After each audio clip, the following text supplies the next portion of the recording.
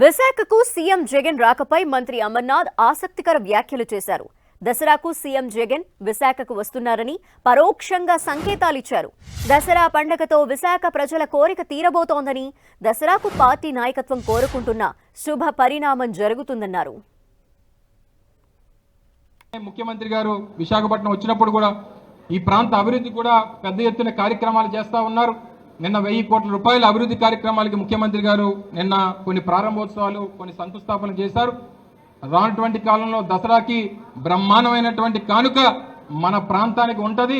తప్పకుండా ఎప్పుడెప్పటి నుంచో ఎదురు చూస్తున్నటువంటి ఈ ప్రాంత ప్రజల తాలూకా కళ దసరాతో తీరబోతుందనేటువంటి విషయాన్ని కూడా ఈ సందర్భంగా తెలియజేసుకుంటూ మరి మరొకసారి హృదయపూర్వకంగా గురువులు గారి ప్రమాణ స్వీకార మహోత్సవ సందర్భంగా వారిని బాధ్యత తీసుకున్నటువంటి సందర్భంలో అందరి తరపున, పార్టీ తరపున హృదయపూర్వకంగా వారికి శుభాకాంక్షలు తెలియజేసుకుంటూ సెలవు తీసుకుంటాం.